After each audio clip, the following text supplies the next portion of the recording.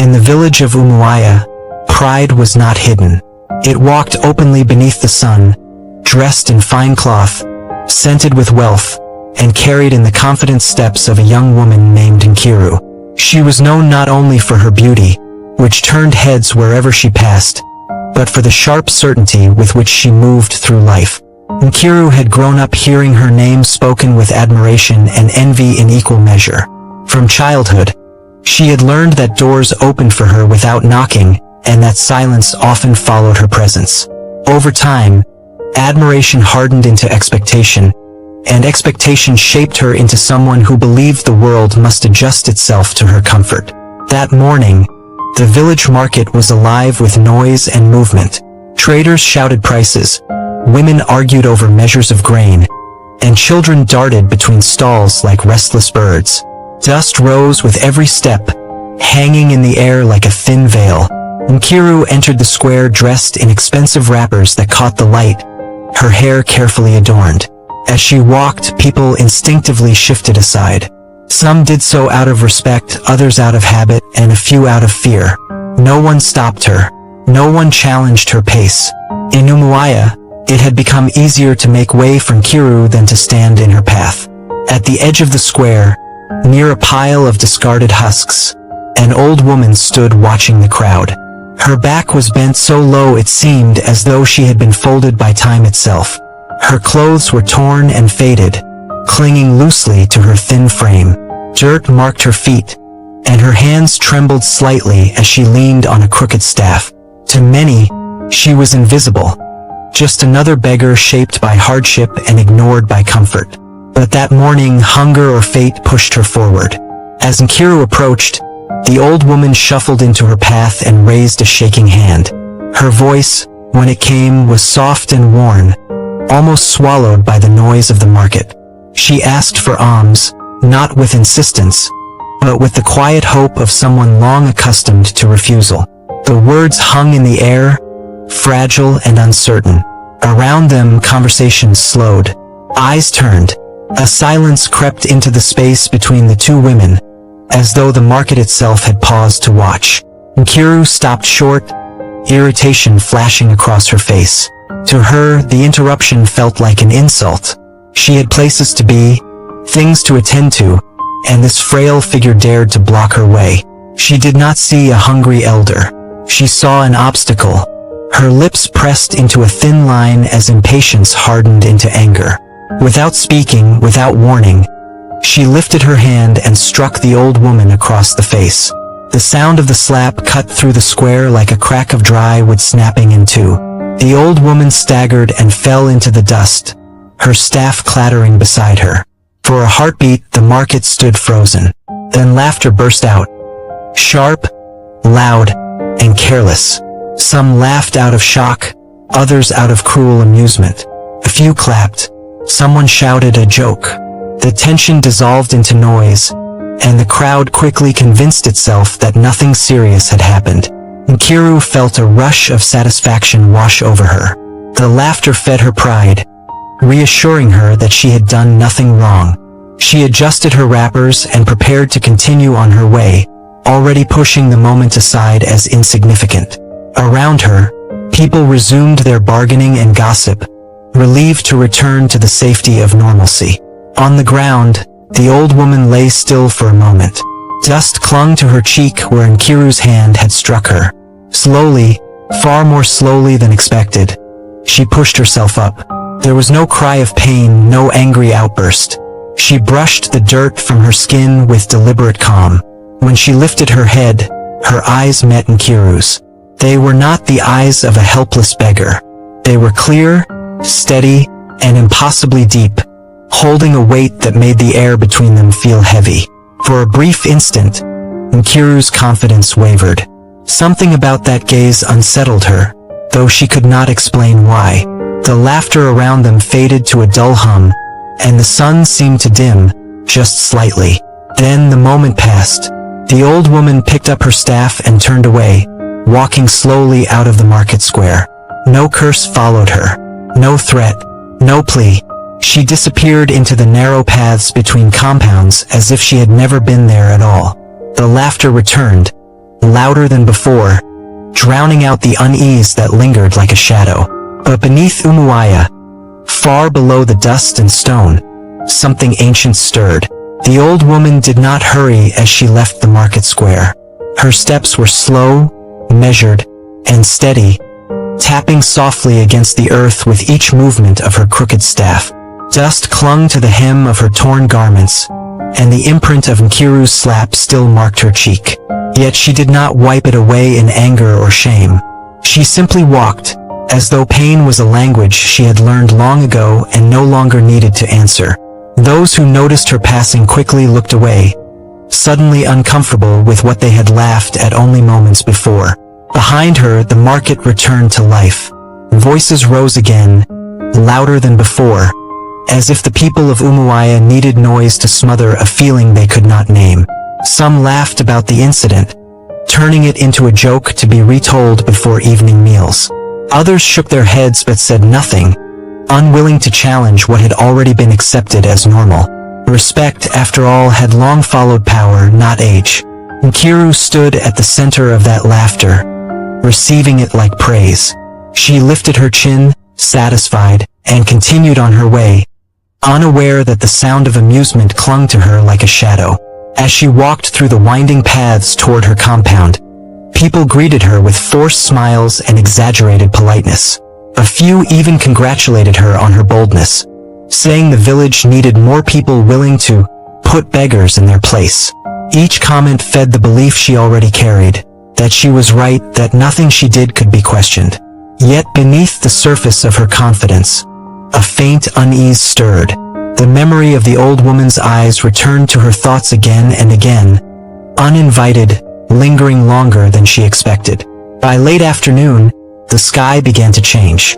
Clouds gathered slowly, though no rain followed. The wind shifted direction, brushing against rooftops and bending trees in an unfamiliar way. Birds that usually filled the air with sound grew strangely quiet, abandoning the branches they often returned to at dusk. A few villagers noticed and muttered among themselves, but most dismissed it as coincidence. Umuaya had known strange days before. This, they told themselves, was nothing. As evening settled in, Nkiru returned home and sat alone in her courtyard. Servants moved carefully around her, sensing her restless mood. Food was prepared, but she barely tasted it. The laughter from the market echoed faintly in her mind, mixing with the image of the old woman's calm expression. She pushed the thought away, annoyed with herself for dwelling on something so small. What harm, she reasoned, could come from a single slap? When night fell, the village grew uneasy. Dogs began to howl, one after another, their cries rising and falling in long, mournful waves. It was not the usual barking that followed strangers or animals in the dark. This was different, deeper, almost fearful. Goats shifted nervously in their pens, and chickens fluttered restlessly as if sensing danger. Mothers pulled children closer, whispering prayers under their breath. Nkiru lay on her sleeping mat, staring into the darkness of her room. Sleep refused to come. The air felt heavy, pressing down on her chest. Somewhere in the distance, thunder rumbled, though the sky remained dry. Beneath the village, far below roots and stone, the earth seemed to sigh, slowly, deeply, as if waking from a long and troubled rest. And though no one yet understood it, the laughter that had followed Nkiru home that day had already begun to fade, replaced by a silence that promised consequences. The trembling began long after the village had surrendered to uneasy sleep. At first, it was so faint that it could have been mistaken for a distant drumbeat carried on the wind. A low vibration passed through the ground beneath Umuaya, gentle enough to be ignored by those already drifting between dreams. But the earth did not stop there. Slowly, deliberately, the movement grew stronger, as though something deep below the soil was stretching its limbs after centuries of stillness. Nkiru woke with a sharp intake of breath. Her heart pounded as the sleeping mat beneath her shifted slightly. Then again, clay pots rattled against the walls of her room, whispering warnings in thin, nervous sounds. Outside, a dog's howl broke into a frantic cry, quickly answered by another, and then another, until the night seemed filled with voices calling out in fear. Nkiru sat upright, her skin prickling as a strange pressure filled the air, heavy and suffocating. Suddenly, the ground convulsed. Walls cracked with sharp, splitting sounds, and a loud crash echoed as a pot shattered against the floor. All across Umuaya, people jolted awake, screaming names of ancestors and clutching protective charms. Mothers grabbed their children and ran into the open, barefoot and trembling. Roofs groaned, and the earth let out a deep, rumbling sound that felt less like a natural movement and more like a warning spoken aloud. Outside, the moon glowed an unnatural shade of red, hanging low in the sky as if watching the chaos it illuminated.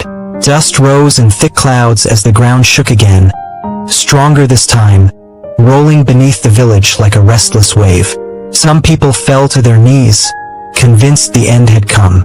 Others prayed desperately, begging for mercy without fully understanding what offense had been committed. As suddenly as it began, the trembling eased. The ground fell silent, leaving behind broken walls, shattered belongings, and a village frozen in terror. No one returned to sleep. They waited for dawn, hearts pounding, knowing that Umuaya had been disturbed by something far older and far more powerful than any of them. And deep within the earth, whatever had stirred did not return to rest. Dawn arrived quietly, as if afraid to disturb what the night had awakened. A pale light spread across Umuaya, revealing the damage left behind by the trembling earth. Cracks ran through the walls of several homes, some thin like hairlines, others wide enough to slip a hand through. Broken pots lay scattered across compounds, their contents spilled and wasted. People emerged slowly from where they had spent the night outdoors, their eyes heavy with fear and confusion, scanning the village as though expecting the ground to rise again at any moment. As the villagers began to move, the full weight of the disaster revealed itself. The fields at the edge of Umuaya, which had been green and promising only a day before, now lay ruined. Leaves were blackened and curled inward, stalks bent and lifeless. Yam mounds had collapsed, exposing tubers already soft with rot. The air carried a sharp, sour smell that turned stomachs. Farmers stood silently at the borders of their land, unable to speak, as though words themselves had abandoned them. Animals sensed what humans struggled to understand. Chickens refused to leave their coops, fluttering wildly whenever someone approached. Goats snapped their ropes and bolted toward the forest, bleating in panic. Even the dogs that had howled through the night now moved cautiously, tails low, eyes darting as if something unseen stalked the village. The river that ran near Umuaya flowed sluggishly, its once clear surface clouded and dark, reflecting a sky that felt heavier than before. By mid-morning, the elders gathered beneath the ancient Irako tree. Their faces were lined with worry deeper than age alone could carve. No one spoke at first. Each man knew that what had happened was no ordinary misfortune. Finally, murmurs began. Soft questions, whispered fears. Some spoke of neglected rituals. Others mentioned broken taboos. Yet no one dared say aloud the thought forming in every mind. It was a child who finally broke the silence. Standing close to her mother, she asked in a small, trembling voice, "Where is the old beggar woman?" The words hung in the air, heavy and accusing. The elders exchanged uneasy glances. No one had seen the woman since the slap. In that moment, Umuaya began to understand that the night's terror was not the end, but the beginning. The silence beneath the Irako tree did not last. Could not. Fear has a way of demanding words, even when those words are dangerous. Papa Dibia, the oldest man in Umuaya, shifted his weight and leaned heavily on his staff. His eyes, clouded with age, scanned the faces of the other elders before he spoke. When his voice finally emerged, it was low and trembling, as though it carried memories too heavy for the morning air. He spoke of a covenant older than the village itself. A pact made when Umuaya was young and the land still listened closely to human voices. In those days, he said, The people were protected by a guardian spirit, an ancient force bound to the soil, the crops, and the seasons. She walked among humans not as royalty or terror, but as humility itself, appearing weak so hearts could reveal their true nature. She tested respect, not obedience, and pride was the one sin she did not forgive easily. As Papa Dibia spoke, murmurs rippled through the gathered crowd. Some elders nodded slowly, recalling fragments of the tale from their own youth. Others looked uneasy, suddenly aware of how long the shrine connected to that covenant had been neglected. Weeds had swallowed its stones. Offerings had ceased. The spirit, it seemed, had been forgotten, until she chose to remind them of her presence. A low rumble passed through the ground beneath their feet, subtle but unmistakable. Conversation died instantly. No one laughed now. The story was no longer just a story. It was an explanation, and explanations bring responsibility. All eyes drifted, unwillingly but inevitably, toward the direction of Nkiru's compound. That night, Nkiru did not sleep. She lay on her mat, staring into the darkness, her mind replaying the events of the day in fragments she could not control. Each time she closed her eyes, she saw the old woman's face, not twisted in pain, but calm, steady, almost patient. It unsettled her more than any scream would have. When sleep finally claimed her, it was not gentle. She dreamed of the earth splitting open beneath her feet. From the cracks rose hands made of soil and stone, ancient and scarred, reaching toward her with slow certainty. The ground pulled at her ankles, dragging her downward as voices whispered her name, not in anger, but in judgment. She woke gasping, drenched in sweat, her heart racing violently. The smell of damp earth filled her room.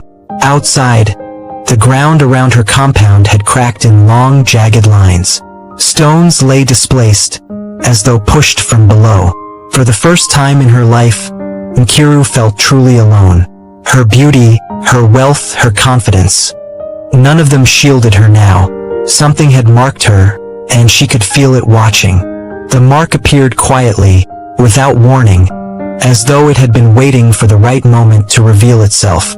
Nkiru noticed it just after sunrise, when she stretched her hands toward the light filtering into her room. At first, she thought it was dirt, a dark smear left from restless sleep. But when she rubbed her palm against her wrapper, the stain did not fade. Instead, it seemed to deepen, settling into her skin like ink soaking into cloth. It was the shape that stole her breath. The bruise curved unnaturally, forming the clear outline of a human cheek. At its center, the skin pulsed with heat, a slow, burning rhythm that matched her heartbeat. Nkiru gasped and dropped her hand, her chest tightening with sudden fear. She poured water over it again and again, scrubbing until her skin reddened and stung. But the mark remained, unchanged, unbothered, almost patient. As the morning wore on, the pain grew sharper. It was not the pain of a wound healing, but of something settling in. Every movement of her fingers sent a dull ache through her arm. When she stepped outside, hoping the fresh air would steady her, the reaction of the villagers struck her harder than the pain itself. Conversations stopped. Eyes widened. People drew back instinctively, as though the mark carried its own presence. No one laughed now. No one praised her boldness. Her mother sent for healers. They came with herbs, powders, whispered incantations, and ancient prayers. One by one, they tried their remedies. Leaves were crushed and pressed against the bruise. Oils were rubbed into her palm.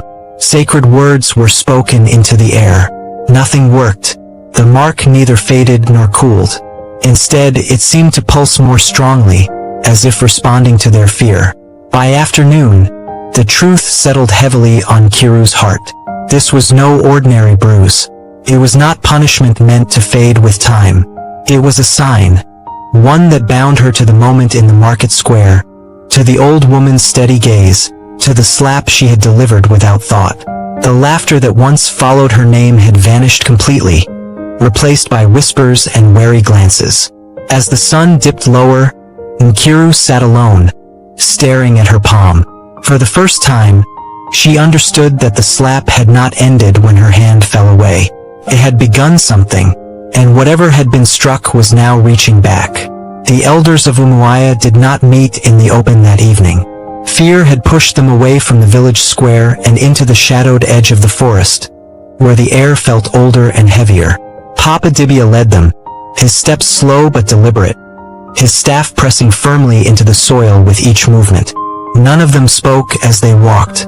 Words felt dangerous now, as though saying the wrong thing might awaken something that had not yet fully risen. The path they followed was narrow and almost erased by time. Thick vines crept across it, and roots twisted like living things beneath their feet. This was the way to the old shrine, one the village had once honored, then neglected and finally forgotten. Children no longer played near it. Offerings had ceased generations ago. As they drew closer, the forest seemed to lean inward, branches arching above them, blocking out the fading light. Even the insects were silent, as though listening. When the shrine finally came into view, it barely resembled a place of reverence. Stones lay cracked and sunken into the earth, swallowed by moss and creeping plants. The air around it was cold, carrying the scent of damp soil and decay. Papa Dibia stepped forward and knelt with difficulty, his hands trembling as he touched the altar. The other elders followed, forming a loose circle, their faces pale with unease. With great care, Papa Dibia spoke a name that had not been uttered in generations.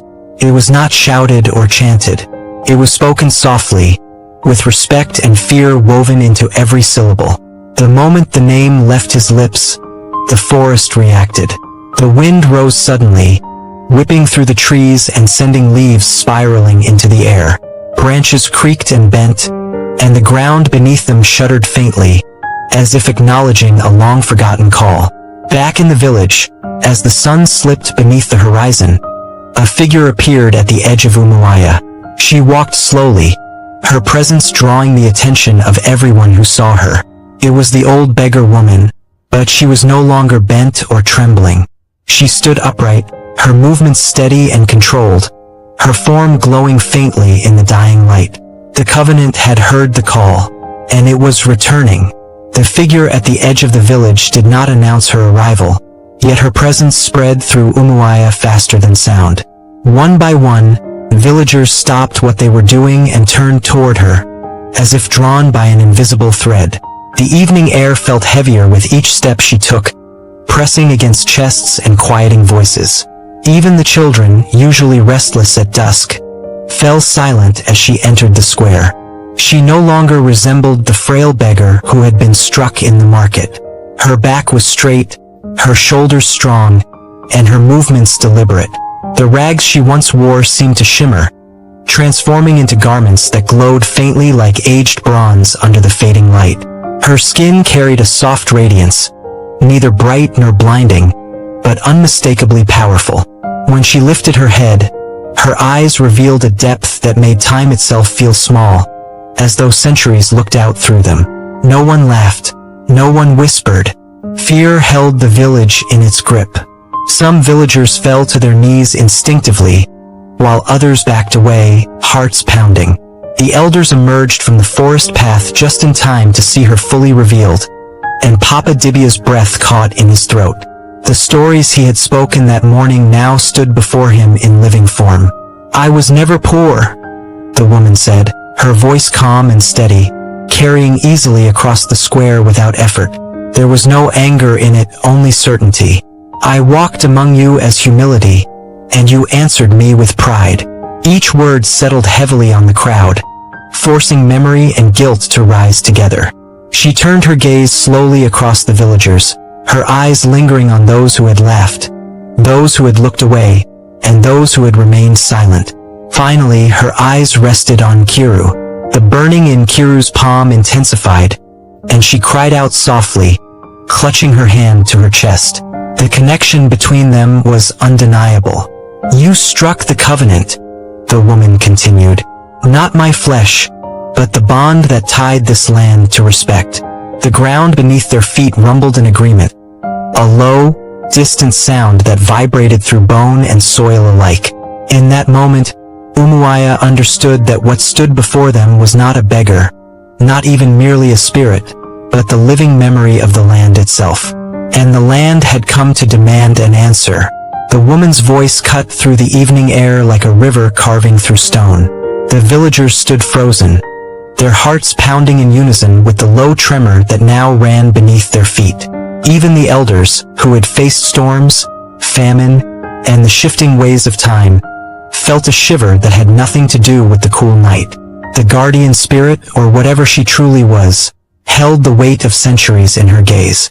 The land, it seemed, spoke through her, and every word carried judgment. "You have forgotten," she said, her voice calm but heavy, "that humility binds this village to the earth. Pride breaks it. You struck without thought, and what you touched is older than your lives, older than your ancestors' graves. This soil, these rivers, these crops, once nourished by respect, now bear the echo of arrogance." Each syllable pressed into the hearts of the villagers, leaving no room for denial or excuse. The old laughter that had greeted Nkiru's slap evaporated entirely, replaced by a trembling silence. Nkiru knelt, her hand pressed against the burning mark on her palm. She looked down at the earth, unable to meet the woman's gaze, and for the first time felt the enormity of her action. The slap had not only struck flesh, it had struck something ancient, something patient and watchful, something that waited for the right moment to answer. Fear wrapped around her chest like a vice, and guilt burned brighter than any shame she had known. The villagers understood, collectively, that what had happened was not punishment alone, it was warning. Crops had begun to fail, animals had fled, the earth had trembled. Each of these events was not mere coincidence. They were signals, a language of the covenant that humans had long neglected to read.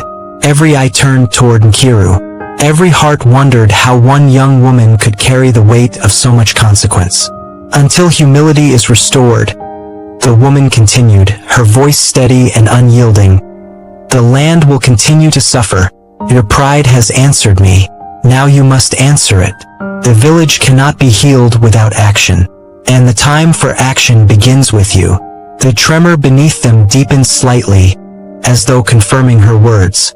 And in that moment, Nkiru understood fully that the balance of Umuaya rested on the choices she would make from this night onward. Nkiru's knees sank into the cool, uneven earth of the village square as the words of the woman, of the guardian spirit, settled over her like a storm. Her chest heaved, and tears streaked her face, cutting clean lines through the powder of dust that had clung to her since the morning. For the first time in her life, she felt smaller than the people around her, smaller than the village itself, smaller than the ground beneath her. Pride, which had always lifted her above others, now weighed her down, pressing her toward humility she had never known. She pressed her forehead to the soil, a silent plea escaping her lips. No words could fully carry the remorse, the fear, and the understanding of what she had done. The slap, the motion she had made in arrogance, was no longer a simple act of disdain. It had been a rupture, a disturbance that had shaken the balance of the earth and awakened an ancient vigilance. The mark on her palm throbbed, a constant reminder that her actions could not be undone with apologies alone. It demanded recognition, reckoning, and transformation. Around her, the villagers watched in stunned silence. Some had laughed when she struck the old beggar. Others had turned away, unwilling to intervene. Now, every eye that had once met hers with mockery or indifference followed her as she bowed low, her hands pressed against the earth. Even the elders, who had told stories of the covenant and the guardian, felt the weight of what had passed into history and was now living again. The ground beneath them seemed to breathe in response, a gentle tremor that confirmed the gravity of the moment. The guardian spirit's presence remained, unwavering and unblinking. Her gaze rested on Kiru, measuring her intent, testing her sincerity. The young woman's surrender was absolute. She did not ask for leniency, nor did she attempt to justify herself. She accepted responsibility in the deepest way she knew, through submission to the will of the land and acknowledgement of her error. The The soil, the trees, the animals, and the unseen forces beneath Umuaya felt her humility. Slowly, the tremor beneath the square subsided, leaving a profound stillness that felt like both relief and expectation. Nkiru understood then that this was only the beginning of her journey toward restoring balance to the village she had nearly condemned through her pride.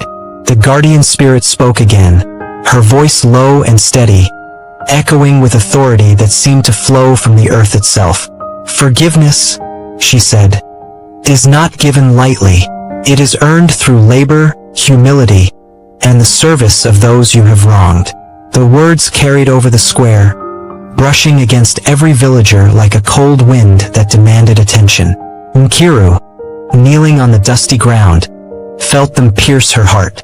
She had believed that apologies could undo harm, but now she understood that true redemption required far more than words. The elders nodded solemnly.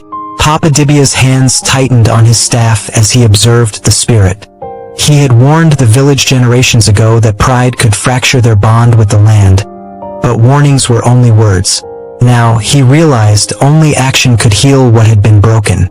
The spirit's gaze shifted to Nkiru, measuring her understanding, weighing her sincerity, and demanding proof of her commitment to change.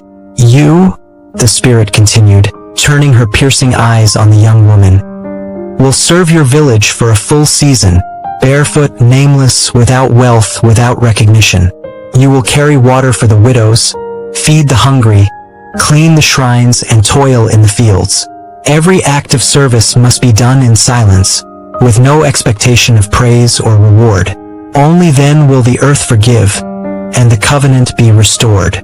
Nkiru listened, trembling at the enormity of the judgment.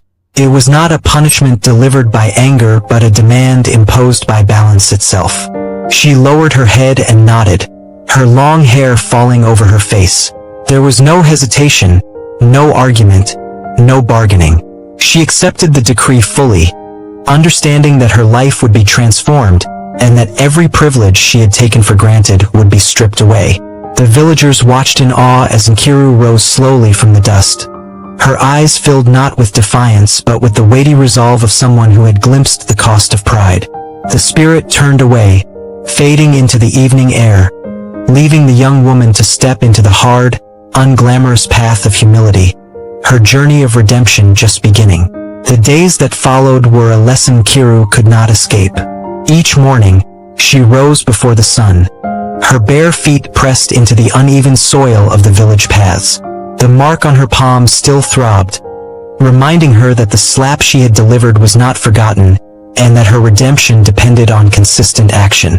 She carried water from the river to the households of widows and orphans, her arms aching as clay pots balanced on her head. Her fingers, raw from labor, clenched against ropes and buckets, yet she continued without complaint. Every task reminded her of the arrogance she had once worn so carelessly.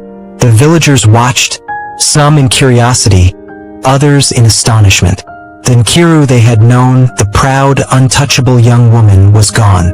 In her place was someone who listened carefully to instructions, who moved quietly through the market and compound alike, and who offered no argument, no excuses. Mothers of the village whispered to their children, and some elders muttered to one another, noting how humility, when truly embraced, could reshape even the most stubborn heart. Nkiru became a living example of the covenant's expectations, her actions slowly erasing the mark of arrogance on both her body and her spirit.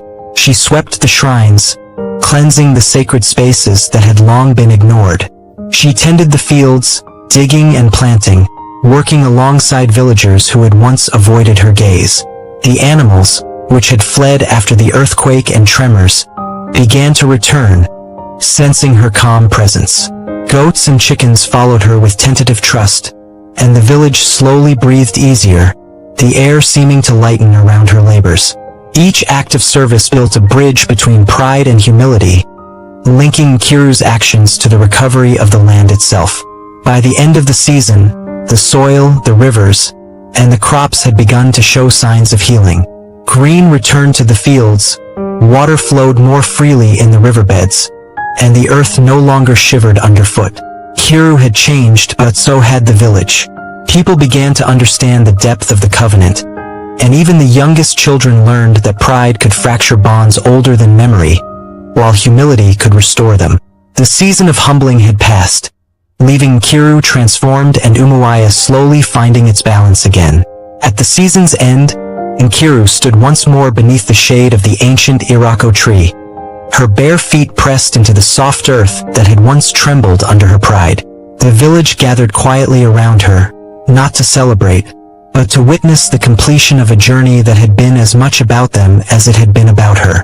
The air was still, heavy with anticipation, as if the land itself held its breath, waiting to see if balance would truly be restored. Slowly, Nkiru lifted her hands, palms exposed to the fading light. The dark bruise that had once shaped itself into a cheek, the unyielding reminder of the slap, had vanished. Her skin was smooth and unmarked, yet she knew that the mark's disappearance did not erase the lessons it had forced upon her.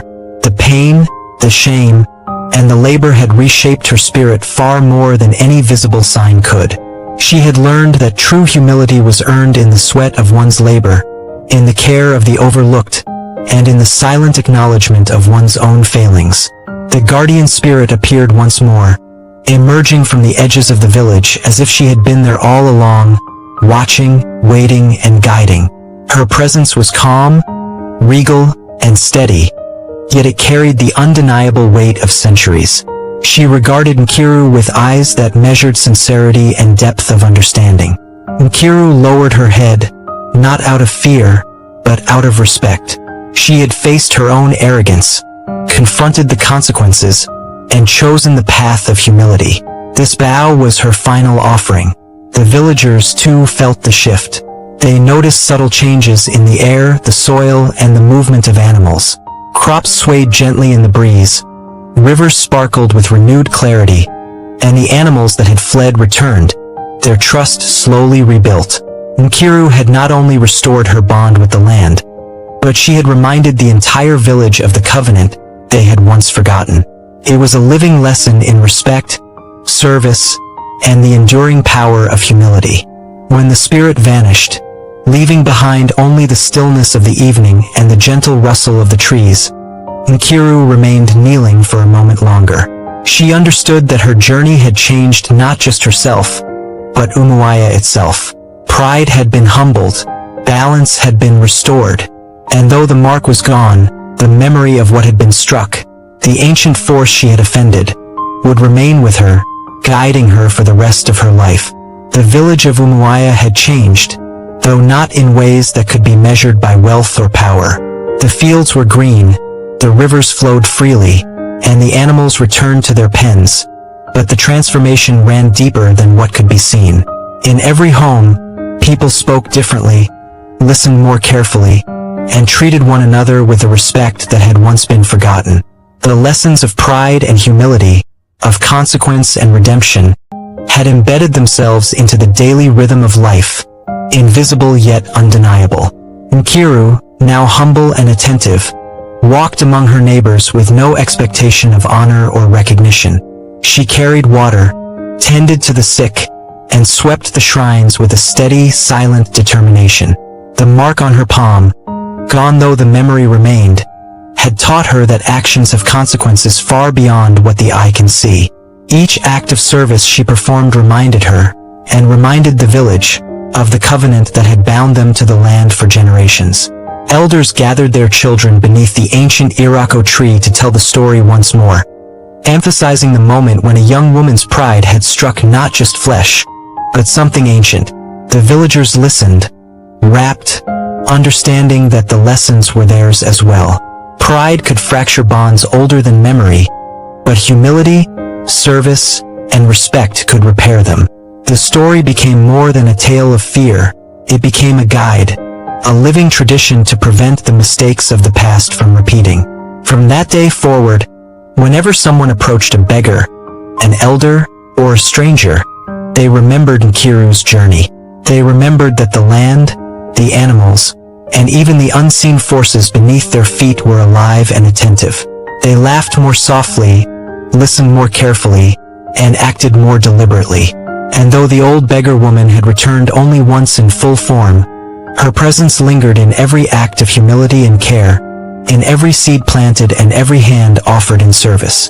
The village never forgot. The slap had been a spark, but the lesson burned far longer. Pride had fallen and balance had returned.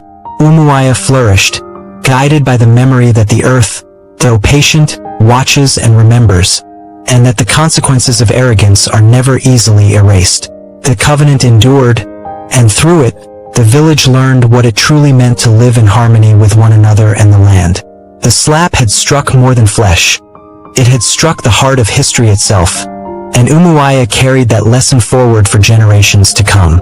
Thank you for watching Frankie Stories. Please give us a like, comment and subscribe. Until next time, we love you.